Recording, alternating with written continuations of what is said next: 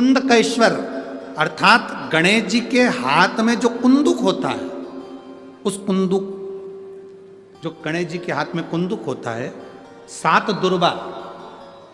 कितनी दुर्बा लेना है? दूबा बोलते हो, दुर्बा बोलते हो, पंजाब में क्या बोलते हैं? दुर्बा ही बोलते हैं ना।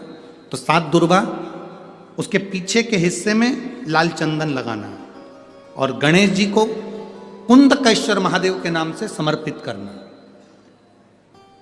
जब दुर्वा चढ़े, उस पहले तो आप कुंदकेश्वर महादेव का नाम ले लेना। जब दुर्वा गणेश जी के पास में चढ़े, तब चंद्र गणेश का स्मरण कर लेना और अपने दिल की बात बाबा से प्रार्थना कर कर उस दुर्वा को चढ़ाओ। एक दुर्वा उसमें से मांग कर लेकर आओ। जिस दुर्वा को जब मांग कर लेकर आओ, तो वह जो व्यक्ति नशे में धुत रहता है या गलत काम में धुत रहता है, उसको वो दुर्वा सुबह खाली पेट एक दुर्वा उसको खाने को दो। नहीं खाए तो उसको कोई भोजन आदि के साथ में उसको दो। उसका नशा धीरे धीरे धीरे धीरे वो छोड़ देगा और श्रेष्ठ बन जाएगा।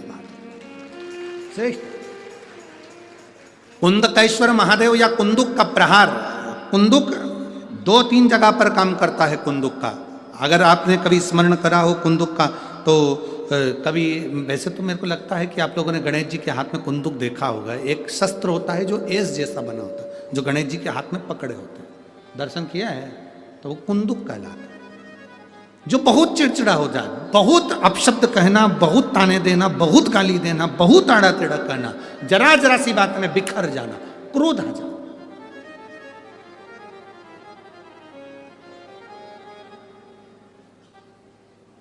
श्वेत पुष्प, सफेद पुष्प बेलपत्री के साथ जब देवाधिदेव ने महादेव के ऊपर समर्पित करा जाता है, थोड़ी देर चढ़े रहने के बाद बेलपत्र और श्वेत पुष्प में से सफेद पुष्प उठाकर बेलपत्री के वृक्ष के नीचे समर्पित कर दिया जाता है, जो शिवलिंग पे चढ़ाया गया, और उसका एक श्वेत पुष्प उठाकर शिव का चढ़ा हुआ बेलपत्री के वृक्ष के नीचे समर्पित कर दिया जाता है।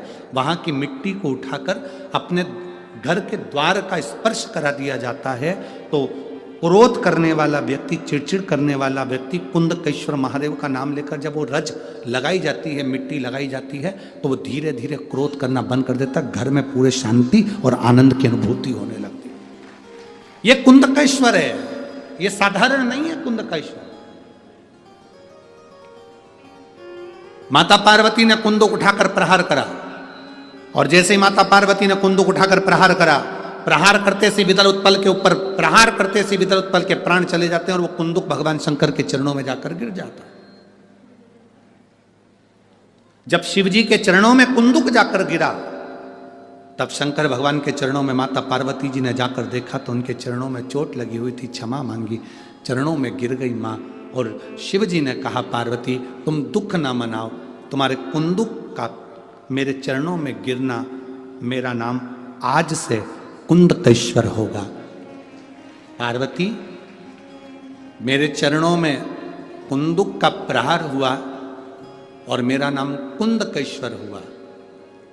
आज के बाद मृत्यु लोक में रहने वाला व्यक्ति, उसके शरीर में अगर कोई रोग, कोई दुख व्यापेगा और वो मेरे कुंदकेश्वर की कथा को पूरी सुन लेगा या कुंदकेश्वर के नाम का उच्चारण कर लेगा, तो उसके दुख का, उसके शरीर के रोग का मैं निवारण कर दूंगा। वो कुंदकेश्वर महादेव है।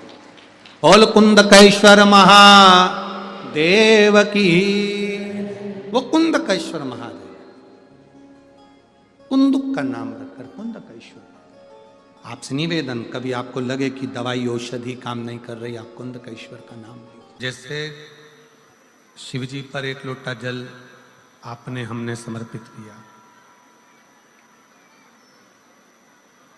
और भगवान शंकर पर जब जल समर्पित कर कर हम उस जल का आचमन करते हैं,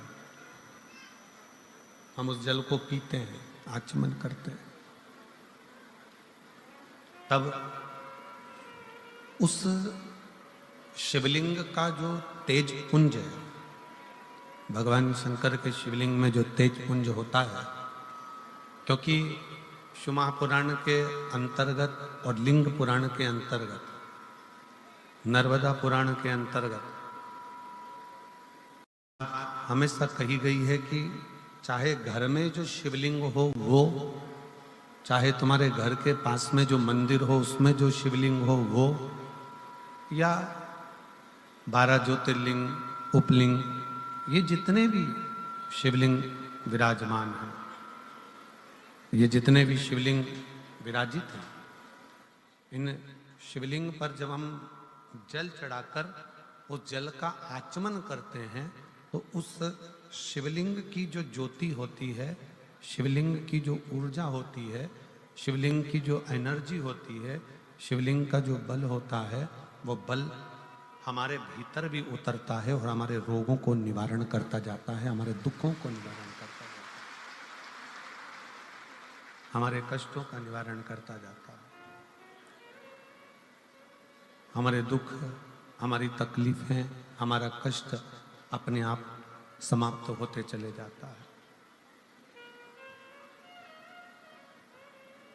3 स्थान शिवलिंग पर वर्णित है कि ये 3 स्थान का जब स्पर्श करते हैं तो आप कितने भी रोग से ग्रसित क्यों ना हो, आप कितने भी रोग से घिरे क्यों ना हो,